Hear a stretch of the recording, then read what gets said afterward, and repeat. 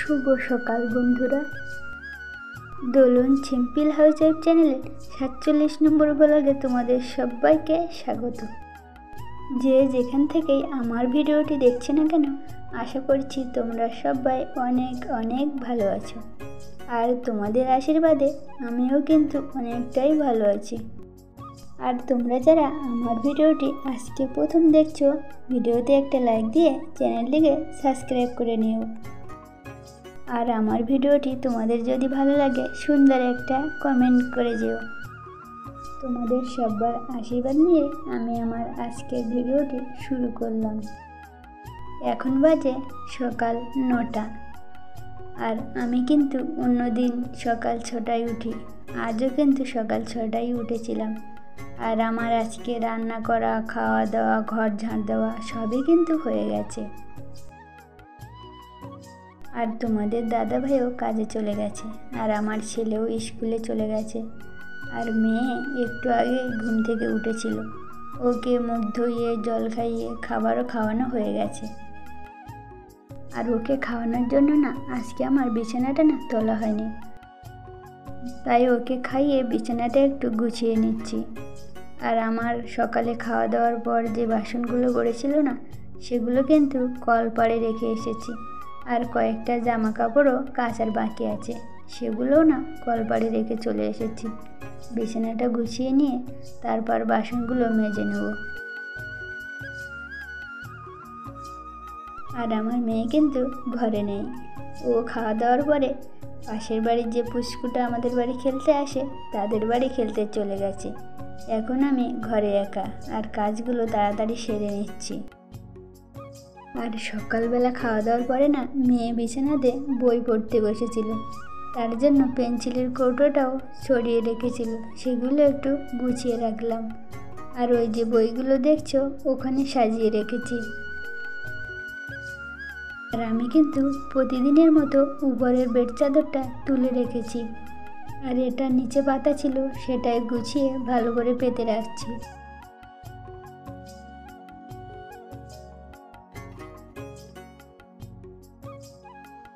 আর আজকে না সকাল থেকে রোদ্দুর হয়েছে, ভাবছি কাল দেখো এই জামা কাপড়গুলো কেচেছিলাম, এগুলো না শুকোয়নি, এগুলোকে নিয়ে বাইরে একটু মেলে দেবো, তাহলে না অল্প রোদ্দুর হলেও শুকিয়ে যাবে।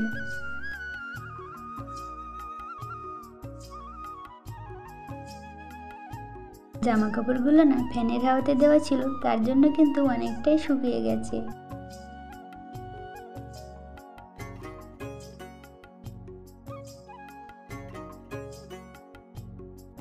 আর দেখেছো এতক্ষণ কিন্তু বাইরে ভালো রোদ্দুর ছিল। আমি যেই জামা কাপড় মেলতে চলে এসেছি, অমনি দেখো আকাশটা মেঘলা করে আসছে।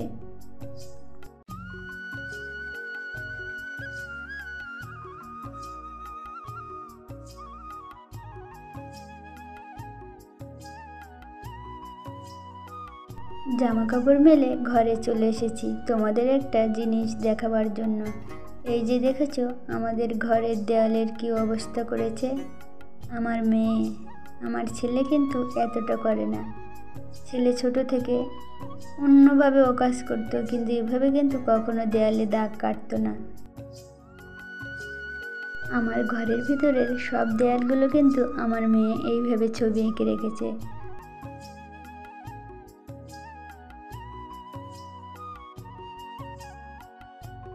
আর জানো তো, শুধু কিন্তু দেয়ালের গায়ে ছবি আঁকেনি, মেঝেতেও ছবি এঁকে রেখেছি, খাটের নিচেও।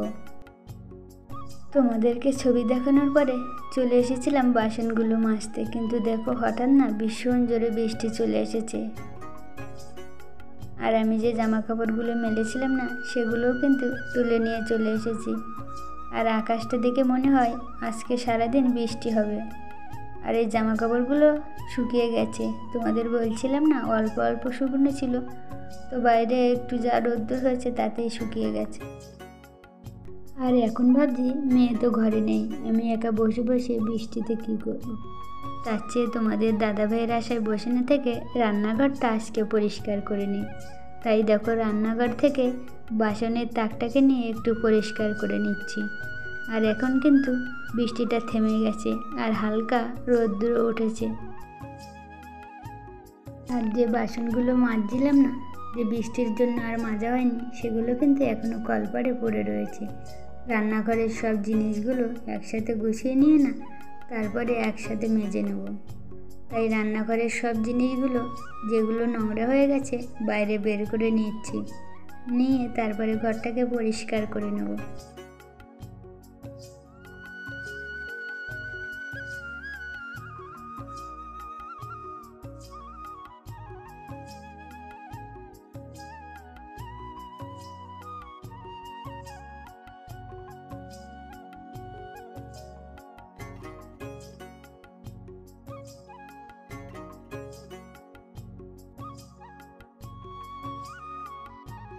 জানো তো, আমার এই গ্যাসের ওভেনটাকে না অনেকদিন পরিষ্কার করা হয়নি। ওই রান্না করে মুছে রাখতাম ওইটুকু যা, তাছাড়া না ভালো করে পরিষ্কারই করা হতো না। তার জন্য ছুরি দিয়ে ভালো করে পরিষ্কার করে নিচ্ছে।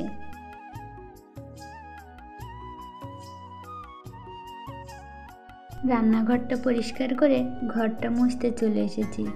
আর আমি কিন্তু আজকে শুধু রান্নাঘরটাই পরিষ্কার করেছি, আর ঘরের ভিতরে যে বড় বড় মাকড়সার জালগুলো ছিল না, সেগুলোই একটু পরিষ্কার করেছি। আর সব দিকে করতে গেলে আজকে তো দেরি হয়ে যাবে, আর এমনিতেও 1:30 বেজে গেছে, আর আমার ছেলেও স্কুল থেকে চলে এসেছে। তাই ভাবছি তাড়াতাড়ি করে ঘরটা মুছে নিয়ে কলপাড়ে যে বাসনগুলো ছিল সেগুলো এবার ধুয়ে নিয়ে চলে আসবো।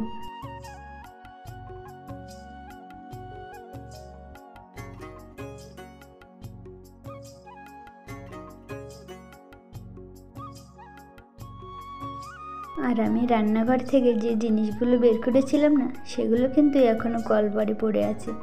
ঘরটা আগে পরিষ্কার করে নিয়েছি, এবার উঠোনটাকে না একটু ঝাড় দিয়ে নেব। আর তোমরা তো দেখলে একটু আগেই কেমন জোরে বৃষ্টি এসে গেছিলো, তার জন্য না উঠোনে আবার জল হয়ে গেছে। কিন্তু কাল রাতে তো বৃষ্টি হয়নি, উঠোনটা কিন্তু সকালবেলা শুকনোই ছিল। এখনের বৃষ্টিতে এই জলগুলো জমে গেছে, তাই একটু ভালো করে জলগুলো সরিয়ে নিচ্ছি।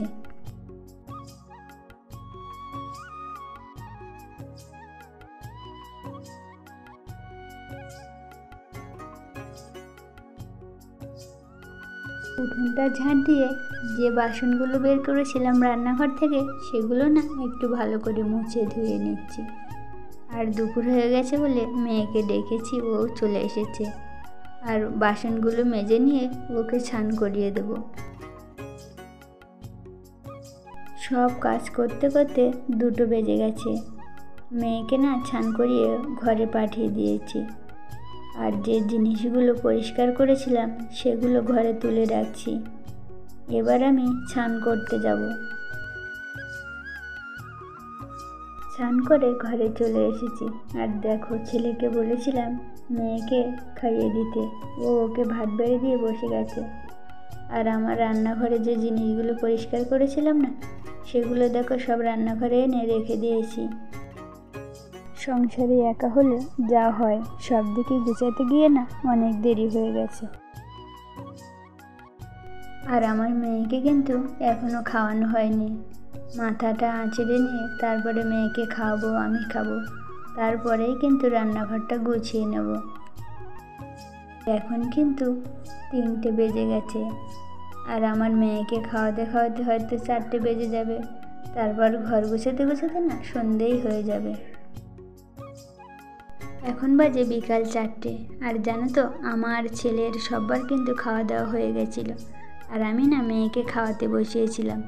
আর ও বাইরে টয়লেট করতে গেছিলো, তখন প্যান্টের সাথে একটা শুঁয়োপোকা নিয়ে এসেছিলো। তা আমি ওকে বললাম আস্তে আস্তে প্যান্টটা খুলে দে। আর ও না এমনভাবে প্যান্টটা খুলেছে, শুঁয়োপোকার কাঁটা না পায়ের এইখানে লেগে গেছিলো। তো আমি তো জানি না কি লাগাতে হয়, তার জন্য আমি ডেটল লাগিয়েছিলাম। কিন্তু ডেটল লাগানোর পরেও না ভীষণ চুলকাচ্ছিল, মেয়ে পাগল হয়ে যাচ্ছিল। তো একজন আমাদের বাড়ি এসেছিল, সে বলল গোবর লাগাতে, তাই গোবর লাগিয়ে দিয়েছিলাম। আর সত্যি সত্যি কিন্তু গোবর লাগানোর পরে এখন ওর পাটা একটু ভালো আছে। আর তোমাদের সাথে কথা বলতে বলতে আমার ঘরটাও কিন্তু গুছানো হয়ে গেছে।